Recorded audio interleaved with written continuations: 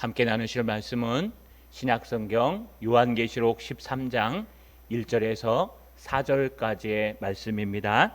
신약성경 우리 찾지 마시고 화면을 보시고 우리 한 목소리로 같이 읽겠습니다. 요한계시록 13장 1절에서 4절까지의 말씀, 마스크 쓰셨으니까 조용히 읽으시고요. 저는 크게 읽겠습니다. 같이 읽겠습니다. 내가 보니 바다에서 한 짐승이 나오는데 뿔이 열이요 머리가 일곱이라.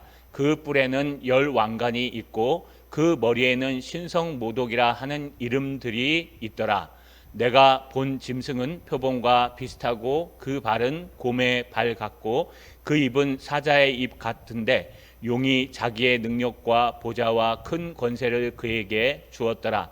그의 머리에 하나가 상하여 죽게 된 것 같더니 그 죽게 되었던 상처가 나음에 온 땅이 놀랍게 여겨 짐승을 따르고 용이 짐승에게 권세를 주므로 용에게 경배하며 짐승에게 경배하여 이르되 누가 이 짐승과 같으냐 누가 능히 이와 더불어 싸우리요 하더라.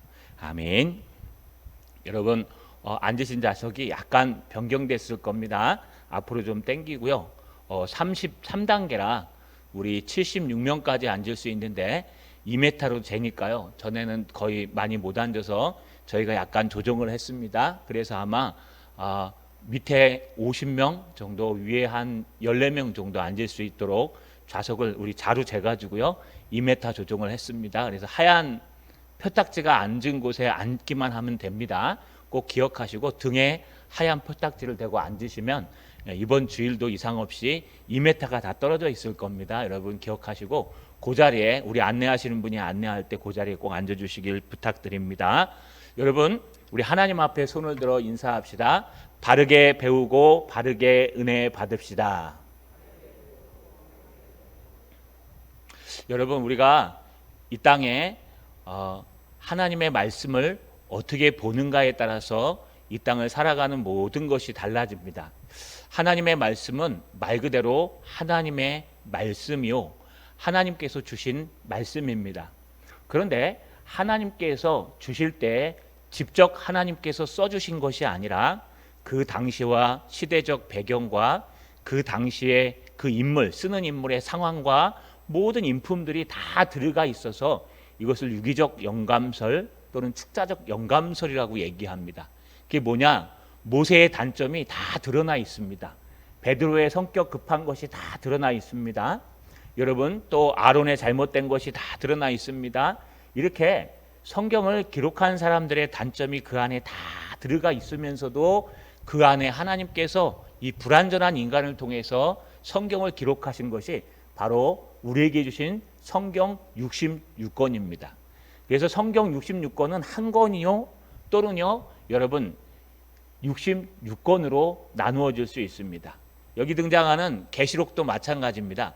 계시록도 이 성경의 한 부분이요 계시록만을 위해서 성경이 쓰여지지는 않았습니다.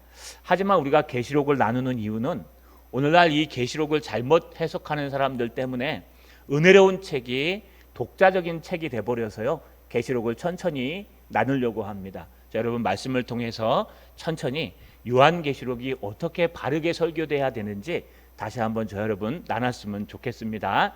따라 읽겠습니다. 요한계시록은 하나님의 계시이다. 한 번 더요. 요한계시록은 하나님의 계시이다. 여러분 우리 앞에서 쭉 살펴보았지만 다시 한번 정리해 봐야 될 것 같습니다. 우리를 개혁주의라고 얘기합니다. 또는 칼빈주의라고 얘기합니다. 왜 칼빈이라는 이름을 집어넣었을까요? 가장 성경을 성경 그대로 해석한 사람이 역사 가운데 칼빈이 가장 가깝다라고 얘기해서 칼빈으로부터 이 해석 방법이 나왔다 그래서 칼빈주의라 그러는 겁니다. 여러분 이 칼빈을 욕해도 뭐 상관없습니다. 인품이 어떻든. 중요한 것은 칼빈은 여러분 자기와 교리가 다르다고 죽인 적은 없습니다. 그것은 세베르투스 그런 사건들은요 여러분 칼빈이 죽인 것이 아니라 그 시대에 마녀 사랑하는 많은 사람들이 잘못해서 교리가 다르면 죽게 되어 있습니다. 한 성이요 천주교를 믿기 시작하면 개신교가 다 죽습니다. 그래서 다른 데로 옮겨가야 돼요. 또 한성이 개신교를 믿으면 천주교가 도망가야 돼요. 그런 유럽의 사건 가운데 많은 사람이 죽었을 때 칼빈이 섬기는 그런 제네바시는요 개혁교회를 믿기 때문에 아마 거기에 지나가는 이단이 걸렸다가 여러분 그 재판에 의해서 죽은 것이지 칼빈이 죽인 것은 아닙니다. 이렇게 칼빈이 가장 성경을 바르게 보기 때문에 우리는 칼빈의 성경 해석법을 따라간다. 그것이 이제 뒤에 개혁주의라고 해서 나온 것이 우리가 개혁주의 전통파라고 얘기하는 겁니다. 그러니까 성경을 가장 성경 그대로 해석하는 사람, 가장 문자적이고 또 가장 역사적이고 가장 그 시대의 의미를 가장 잘 담은 성경 해석법이 바로 개혁주의 성경 해석 원리라고 합니다. 하나님의 계시가 우리에게 주어졌는데요. 우리는 일반 계시와 특별 계시를 나눕니다. 일반 계시는 뭐냐 하면요. 이 자연 속에 하나님이 창조하셨기 때문에 이 자연이 부정하지 않습니다. 하나님이 보시기에 좋았더라라고 되어 있기 때문에 아직도 하나님의 마음은요. 이 자연은 그냥 중립적이고 보시기에 좋은 상태입니다. 물론 아담과 하와가 범죄함으로 말미암아 자연이 여러분 오염된 건 사실입니다.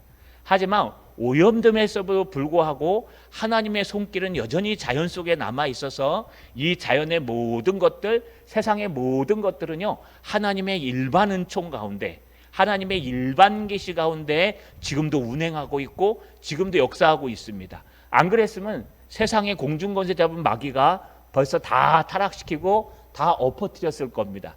여전히 하나님께서 그걸 제어하시면서 인간에게 양심이라는 게 아직 남아있고 인간에게 상식이라는 것이 남아있어서요 국가를 이루고 법질서를 이루어서 일반 은총 가운데 살아갑니다. 그래서 여러분 이 세상에는 이거는 나쁘고 저거는 좋고 나눌 수 있는 게 아닙니다.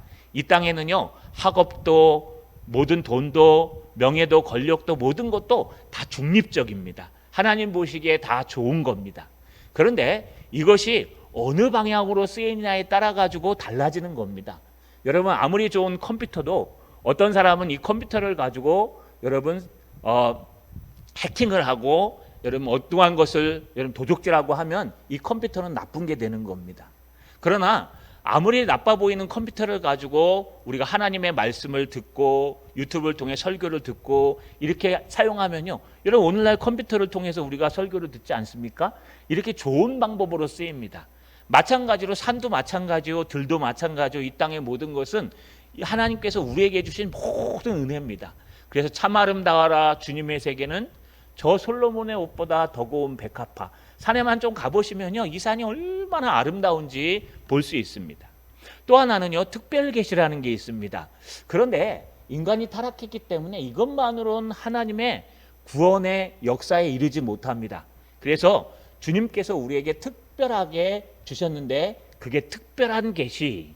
그래서 구약과 신약 성경에는 여러분 때로는 꿈으로, 때로는 환상으로, 때로는 하나님이 직접 나타나시는 현현으로, 때로는 예언자들로, 때로는 오늘 요한계시록처럼 묵시로, 때로는 편지로 이런 모든 장르들을 통해서 방법들을 통해서 하나님께서 우리에게 구원받는 방법을 주셨습니다.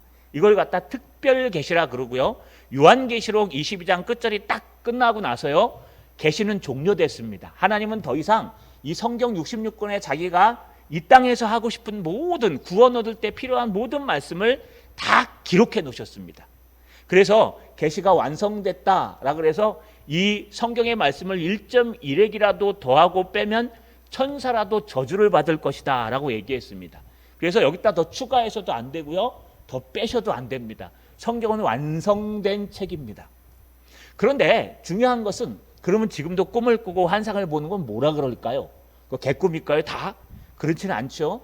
여러분 때로는 꿈 때문에 살아날 때도 있죠. 이것은 여러분 비상선미라 그래서 우리가 정말 하나님 말씀을 바르게 읽고 하나님의 말씀을 깊이 알아야 되는데 우리가 때로는 게을러서 읽지 못하고 게을러서 외우지 못하고 듣지 못하고 또는 우리가 듣긴 들어도 하나님께서 아주 급하게 가르쳐줘야 될 때는 지금도 환상이나 기적이나 꿈이나 여러분 방언이나 예언이나 이런 걸로 역사하실 수 있다는 거예요.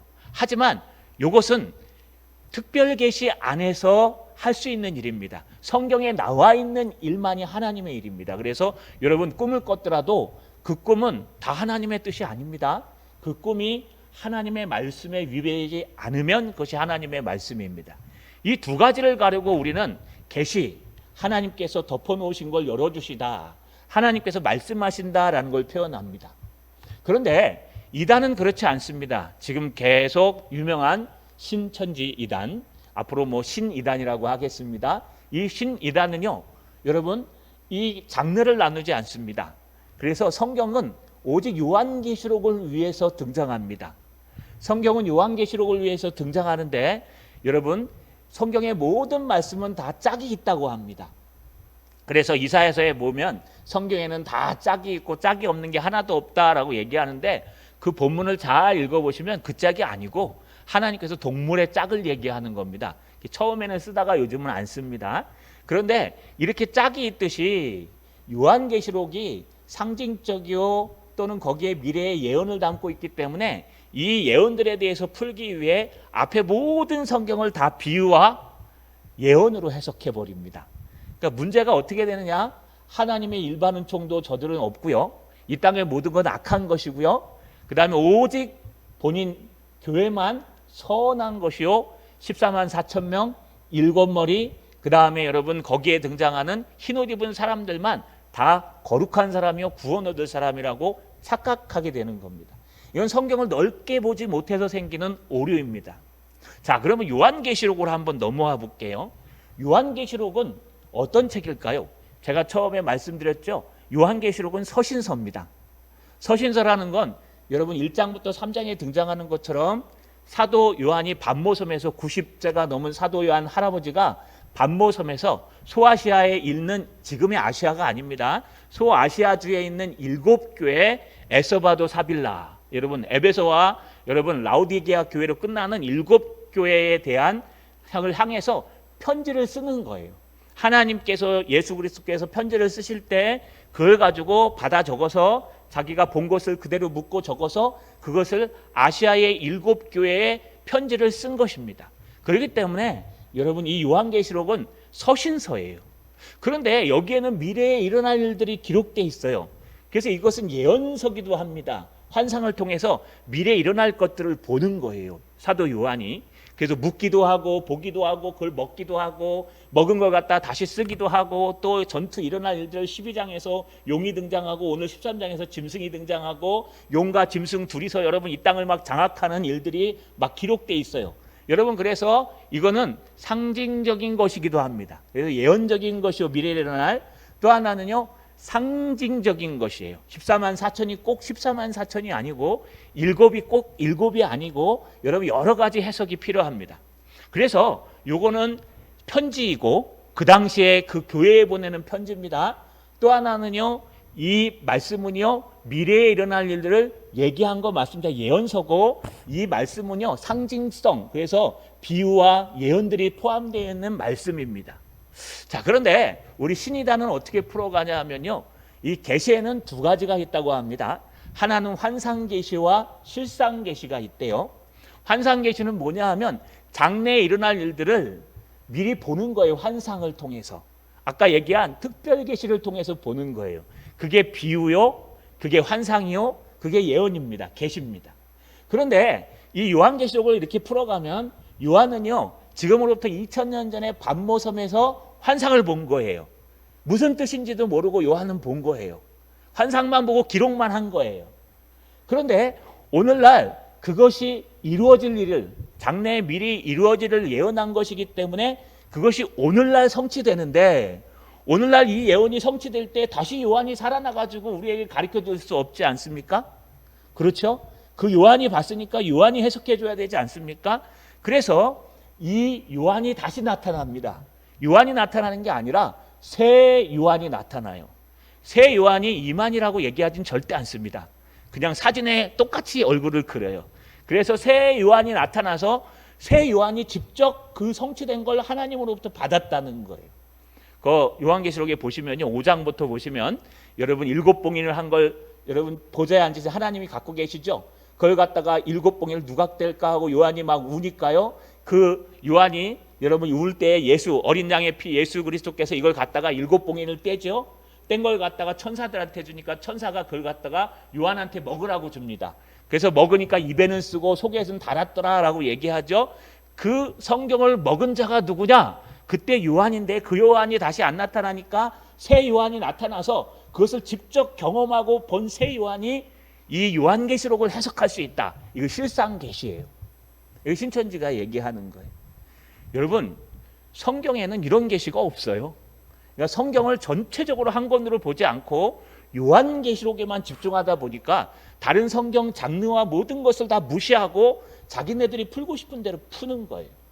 이렇게 풀어가니까요, 여러분, 요한은 어떻게, 이 요한계시록은요 그냥 비유의 책이요 미래에 일어날 상징의 책이기 때문에 여러분, 비유와 그 예언을 해석하는 상징에 아주 집중하는 겁니다.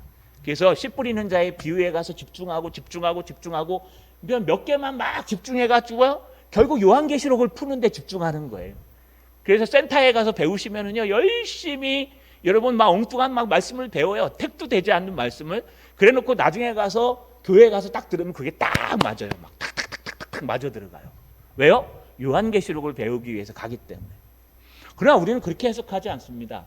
우리는 이 성경에는 장르가 있어요. 장르가 있어서 역사서가 있죠. 여러분, 우리 역사서 뭐뭐 있어요? 뭐 모세오경도 역사서에 들어가니까 모세오경, 창출, 레민, 신, 그렇죠? 그 다음에 사산느, 여호수아부터 해가지고 우리 에스라, 느헤미야까지 배우고 있죠. 이거 다 역사서예요. 이 역사서 중간중간에 예언서가 들어가요. 그러니까 이건 역사예요. 또 예언서는요, 우리 이사야부터 대예언서, 소예언서 해갖고 12선지서 해가지고 예언해요. 그 다음에 시편, 잠언, 전도서, 지혜서라 그래요. 여러분, 이걸 다 똑같이 해석이 안 돼요. 성경 해석할 때요, 서사적 해석이 있고 수사적 해석이 있어요. 수사적 해석은 뭐냐? 지혜서나 예언서는 수사학적으로 해석해야 돼요. 왜냐? 인간이 쓴 거기 때문에. 그 시대의 배경에 삼아서 그 시대를 유기적 영감을 가지고 인간이 쓴 거기 때문에 수사적으로 해석해야 돼요. 또 역사서는 서사적으로 해석해야 돼요. 화자와 또 그 역사에 있는 인물들과 배경을 해석해야 돼요. 이렇게 성경을 장르별로 해석해야 되는데 우리 신이단들은 안 그래요.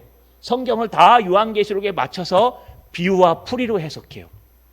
그렇기 때문에 아주 협소하고 아주 작은 해석을 할 수밖에 없는 것이요, 우리가 성경 전체를 알고 성경 전체의 교리를 알고 우리의 계시의 일반 계시와 특별 계시를 알면은 저들의 생각은 아주 여러분 상식을 벗어난 일입니다. 여기 빠지는 것은요, 성경을 몰라서 빠지는 거예요. 성경을 모르고 성경을 제대로 듣지 않고 전체적으로 읽지 않아서 빠지는 거예요. 제가 성경을 쭉 보고 연구하고 해보니까요, 한 성경을 한 20독 이상만 해도 안 빠질 겁니다. 20독 이상, 1절부터 창세기 1장 1절부터 요한계시록까지 한 20독에서 30독만 해도 이 성경의 전체를 알기 때문에 그 말씀 구절들이 얼마나 편협되어 있는지 알기 때문에 절대 안 빠질 거예요.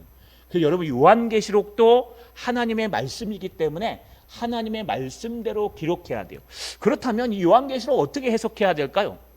여러분, 그 시대의 말씀으로 해석해야 돼요. 그러면 그 시대의 말씀을 오늘날로 가져와서 해석하는데, 그 시대에서 미래에 일어날 일이라 그랬으니까 그 시대적 말씀, 그 시대의 말씀을 오늘날 우리에게 일어난다고 생각하고 우리의 말씀으로 가져와서 해석하는데, 이 말씀은 이미 이루어졌어요. 이루어지고 있고. 왜냐하면은 이 말씀은 미래에 대한 예언이기도 하지만 요한이 쓴 그 시대의 미래예요. 어떻게 해석하냐 하면요, 이런 이만희 같은 이단들이 많이 있었습니다. 박태선 또는요, 여러분 그 위에 예수장막교회라는 많은 교단들이 있었는데, 이 교주들이 다 백마를 타고 나타나서요, 자기가 요한이라 그랬어요. 그러면서 우리 때의 종말이 온다. 그래갖고 덕소라는 곳에 신앙촌을 만들고, 제가 덕소고등학교 나왔거든요. 신앙촌 그 안에 다 있었죠. 저희 담임선생님이 신앙촌 신자였어요. 그래서 신앙촌에서 이혼하라 그래서 이혼하신 분이에요. 지금 돌아가셨을 거예요. 할머니였는데.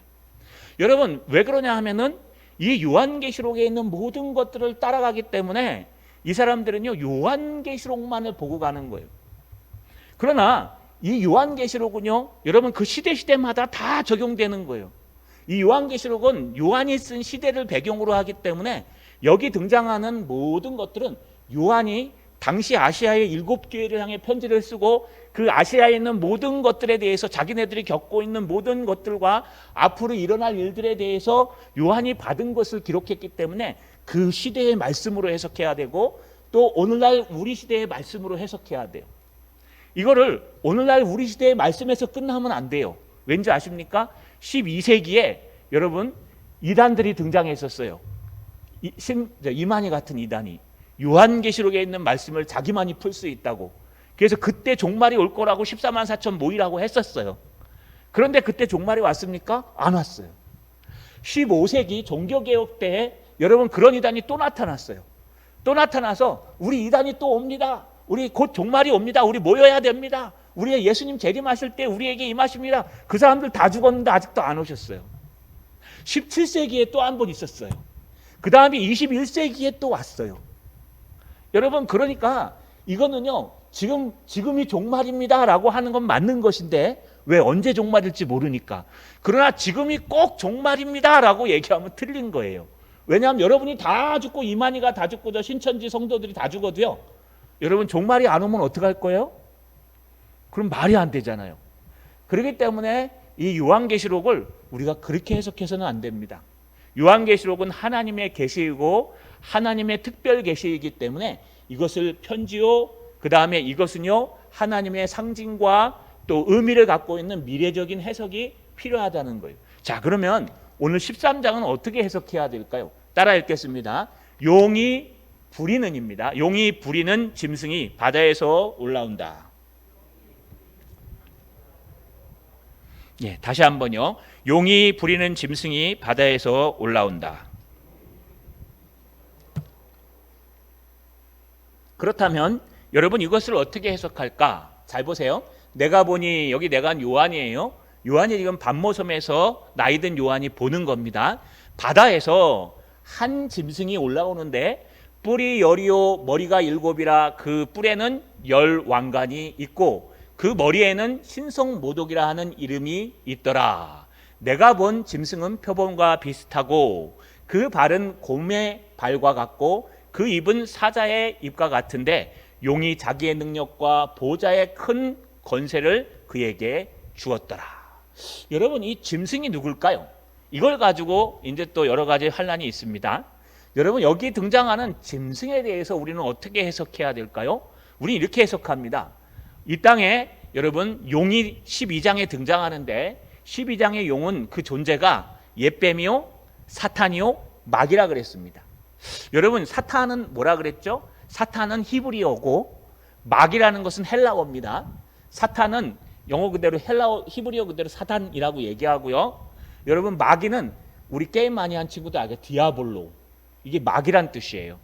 그래서 사탄은 히브리어고 마귀는 헬라어예요. 그런데 사탄은 복수로 안 쓰고 단수로만 쓰고요. 마귀라는 건 복수로 써요.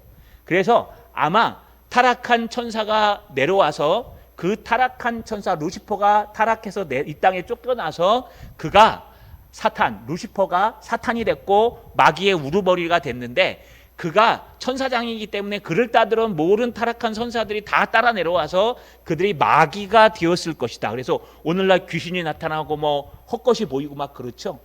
여러분 오늘 밤에 가시면 아마 심야괴담이라는 걸 할 거예요. 혹시 TV 보시는 분들은 심야괴담 막 귀신 얘기할 거예요. 그러면 요즘 세상에 귀신이 어딨어? 귀신이 있어요 없어요? 있어요 없어요? 이 과학 세상에 귀신이 있어요? 귀신이 있어요 없어요? 네, 성경적으로 귀신이 있습니다. 왜 있냐 하면 그건 귀신이 아니에요. 마귀가 사탄이 장난치는 거예요. 때로는 광명한 천사로 때로는 여러분 우는 사자처럼 오는 거예요. 귀신이 있어요. 있어야 돼요. 왜냐면 그게 마귀예요. 뭐 우리의 선조가 아니라 죽어서 뭐 하늘에 못 올라가는 선조가 아니라 마귀예요, 마귀. 그런데 중요한 것은 그 사탄이 자기 혼자서 싸우는 것이 아니라 하나님의 삼위일체를 흉내내면서 두 짐승을 부립니다. 하나는 바다에서부터 나오고 하나는 땅으로부터 나와요. 그게 13장에 등장하는 짐승이에요. 그런데 이 한 짐승이 생긴 게 교상해요. 뿔이 10이요 머리가 7개래요. 그리고 뿔에는 10왕관이 쓰여 있대요. 여러분 이 일곱 머리를 뭘로 얘기하는 걸까요? 일곱 머리? 여러분 일곱 머리는 무엇을 말하는 걸까요? 일곱 머리를 가졌다. 그래서 이건 상징적으로 우리는 어떻게 해석하느냐? 일곱은 완전수기 때문에 이 일곱이라는 것은 그 완전한 그런 의미와 십두 완전수예요. 알렛, 베트, 기멜, 달렛 해갖고 쭉 나오는데 이게 완전수기 때문에 이 완전수와 완전수가 가져서 막강한 나라들을 얘기합니다. 다니엘서 7장에 가보시면요. 여러분 뿔을 가진 일곱 머리의 짐승들이 나타나는데 여러분 아수르, 그 다음 바벨론, 그 다음에 메디아 파사 이렇게 쭉 나가요. 그런데 그건 그 당시의 해석이고요. 요한계시록이 쓰여져 있던 요한이 살았을 때의 일곱 짐승은 무엇이냐? 당시에 막강한 권세를 가졌던 로마라는 나라를 얘기하고 일곱 머리는 로마의 황제들을 얘기한다고 우리는 해석합니다. 여러분 신천지에서는 어떻게 해석하냐? 이 일곱 머리는 앞에 아시아의 일곱 교회가 있었죠. 그래서 아시아의 일곱 교회 우두머리들이 촛대가 사자요 대장이기 때문에 이 일곱 머리들을 얘기하는데 또 앞으로 쭉 넘어가면은요 예수님께서 짐승이라고 얘기하셨던 적이 독사의 자식들아라고 했던 게 바리새인과 서기관들. 또 뒤로 가시면요 여러분 이 짐승이라고 표현했던 모든 것들을 보면은 하나님을 믿는다 하는 지도자들이 하나님의 말씀은 전하지 않고 엉뚱한 길을 걸어가는 그 목사들을 얘기하는 거예요. 저 신천지 우리가 짐승이에요. 제가 짐승이에요. 내가 이 일곱 머리 중에 하나래요. 여러분 절 조심하셔야 돼요. 제 뿔이 달렸나 잘 보세요. 제 뒤에 이렇게 꼬리가 있나 잘 보셔야 돼요. 여러분 터무니없는 소리입니다. 이 일곱 머리는요. 일곱 뿔과 일곱 머리 일곱 짐승은 그 당시에 권세를 잡은 여러분 정사와 권세와 어둠에 짙은 세력들과 하늘에 있는 악한 영들의 싸움이라. 우리의 싸움은 혈과 육의 싸움이 아니고 이런 존재들과의 싸움인데 여기에 잘 보시면요 정사와 권세자들과 지도자들이 등장해요. 바로 거기에 나오는 일곱 머리 열 뿔은요 바로 다른 것이 아니라 그 당시에는 로마이고 지금은 여러분 예수 믿는 것을 방해하는 그런 여러분 단체요 그런 힘 있는 자들을 얘기하는 겁니다. 이 당시에는 로마를 얘기하는 겁니다. 그들이 얼마나 교만했냐? 신성 모독이라는 이름을 가졌어요. 왜냐하면 황제 숭배를 해야 되거든요. 로마가 막 다스리다 보니까 여러분 그 당시에 이 아시아의 일곱 교회들은요 많은 신들을 섬겼어요. 우리 수요 예배 때 사도행전 나누고 있죠. 에베소 이제 떠났죠. 에베소에서 어떤 일이 있어요? 아데미 여신을 섬기는 사람이 있었죠. 여기 등장하는 아데미 여신은 풍만한 출산의 여신이에요. 그래서 이 가슴이 12개나 있어요. 그래서 이 아데미 여신을 에베소에서 시작해서 많은 사람들이 주변에 심었는데 이 사도 바울이 와서 복음을 전하니까 이게 엉망이 된 거예요. 그래서 막 소동을 일으키죠. 이렇게 그 당시에 많은 그리스 로마 신화와 같이 그 당시 헬라 사람들은 많은 신들을 믿고 싶어 했어요. 그래서 될 수만 있으면 많은 신들을 받아들였어요. 그러니까 황제 숭배 사상이 전혀 문제가 되지 않아요. 황제 어떤데?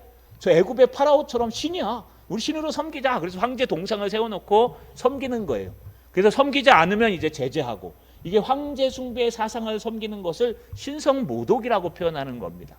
근데 그들의 모습을 보니까 짐승인데 표범도 같고 곰도 같고 사자의 모습을 하고 있었다라고 얘기합니다. 바로 이게 짐승의 모습입니다. 표범처럼 무섭고 곰의 발톱처럼 날카롭고 또 사자의 입처럼 울부짖는 그런 무서운 모습을 갖고 있다. 근데 용이 사탄이 자기의 능력과 보좌와 권세를 그에게 줍니다. 왜냐하면 함께하기 위해서요. 그래서 이 짐승은요 그 당시에 예수 믿는 것을 방해하는 권세자들을 얘기하는 겁니다. 다니엘 때는요 여러분 아수르와 바벨론이었고 이 사도 요한 때는 로마를 얘기하는 겁니다. 그러면 오늘날 짐승은 누구겠습니까?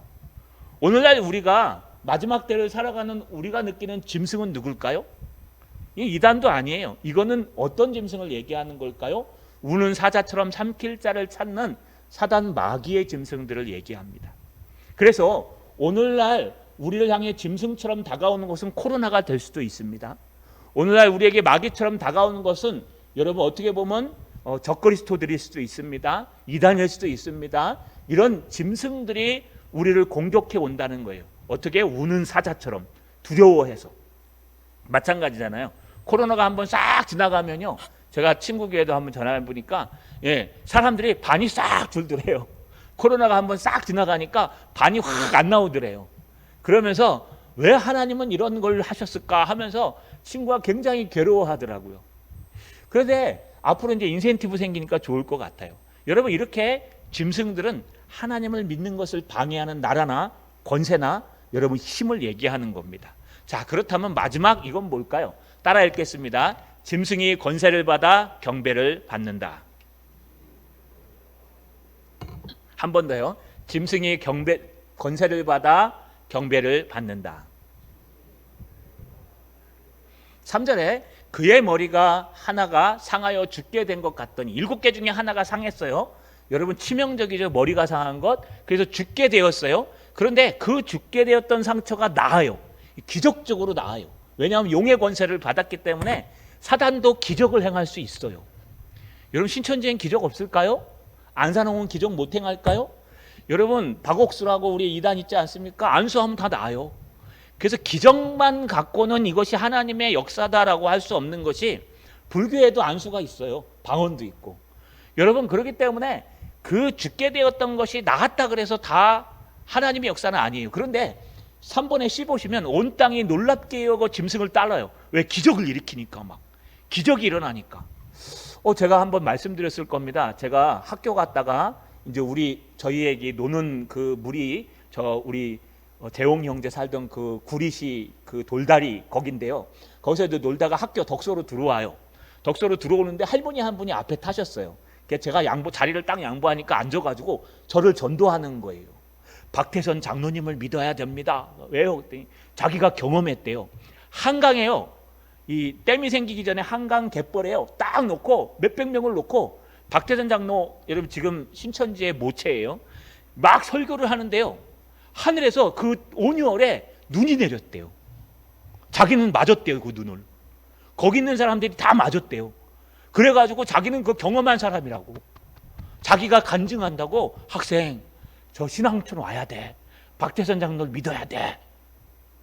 제가 지금도 기억해요. 괜히 자리 양보해줬다 그래가지고, 저는 예수 믿는 사람이었는데 어린 마음에 고등학교 때 그때 총무도 하고 했는데 내가 배운 거랑 다른데 하면서 그랬어요. 근데 지금도 생생해요. 그 할머니가 봤다는 거. 자기는 눈을 맞았대요. 5월에 8월 달에 휴가철에. 그러니까 여러분, 이런 기적들이 일어났다 그래서 그게 다 하나님의 바른 사역이 아니에요. 기적은 하나님의 중간 그 표현이 아닙니다. 그런데 온 땅이 그 기적, 5월에 여러분 눈이 내리는데 그거 보고 안 믿겠습니까? 그래서 다 놀라워서 그 짐승을 믿는 거예요. 짐승을 믿어서 어디까지 가나 4절에 보니까 용이 짐승에게 권세를 주므로 그게 일어난 거예요. 그래서 용에게도 경배하고 짐승에게도 경배해요. 그 기적을 보고 경배하고 그 짐승에게 경배하는 거예요. 나 저 짐승 믿고 병이 나았어. 나 짐승 믿고 내 문제가 다 해결됐어. 나 저 짐승 믿고 모든 게 됐어. 내가 저기 가서 바위에서 기도했더니 됐어 하면서 믿으면서 그들이 뭐라고 얘기하냐. 이르되 4번의 B에 누가 이 짐승과 같으냐?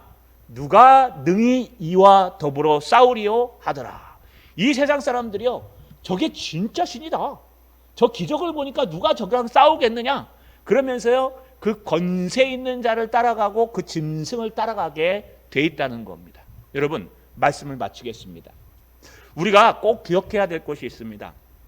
하나님의 말씀을 읽는데 게으르지 마십시오. 하나님의 말씀을 최소한 30讀하셔야 우리가 바르게 할 수 있을 겁니다. 또 하나님의 말씀은 역사서, 시가서, 예언서 또는요 서신서, 그 다음에 여러분 계시록과 같은 여러분 묵시록, 이런 것들이 있기 때문에 그 장르별로 읽으셔야 돼요. 그래야지만 우리가 성경을 바르게 할 수 있어요. 또 하나는요, 이 땅의 용과 두 짐승이 우리를 현혹시킬 겁니다. 때로는 짐승처럼, 표범처럼, 사자처럼 곰의 발톱을 가지고 우리가 될 수만 있으면 두려워하는 것들을 탁탁 쳐서요, 하나님 앞에 예배하지 못하도록 해야 돼요. 또요, 때로는요, 우리에게 기적과 같은 환상을 보여주면서 이런 일들이 너 이거 믿고 나서 일어났잖아 하면서 착각하게 만든다는 거예요. 근데 왜 하나님이 이런 것들을 허용하셨을까요? 여러분, 비가 오고 창수가 나야지만 우리의 신앙이 바른지 안 바른지 알아요. 우리 마태복음에 뭐라고 돼 있어요? 주여 주여 하는 자마다 다 천국에 가는 것이 아니와 하나님 말씀대로 살아야 가는 거 아닙니까? 그러면서 예수를 잘 믿고 말씀대로 산다는 게 뭐예요? 여러분, 그 주초를 하나님의 말씀을 듣고 그 말씀대로 하루하루 나를 바꿔가며 예수 그리스도를 붙들고 살아가면 그 주처를 반석 위에 지어서 이렇게 여러분 짐승들이 나타나서 기적을 보여주고 짐승들이 나타나가지고요 무엇을 합니까? 여러분 무섭게 공격하여도 흔들리지 않고 하나님 앞에 예배하고 기도하고 오늘 찬양 부른 것처럼 아무도 예배하지 않는 그곳에 나는 가서 예배하는 거예요. 아무도 섬기지 않는 그곳에 가서 나는 섬기는 거예요. 왜요? 나에게는 하나님이 계시고 말씀이 있으니까. 그러나 그렇지 않은 신앙인들은요 넘어져요. 그냥 신앙을 그냥 설렁설렁 습관적으로 하거나 설렁설렁 그저 그냥 남들이 하니까 하거나 다른 걸 보고 하다 보면요 그것이 끊어지고 막 위협이 오고 딱 하면 싹 사라져요. 싹 사라져 갖고 안 보여. 저희 친구에게 한번 지나가니까요 반이 줄었는데 정말 뭐 이런 말 하면 죄송합니다.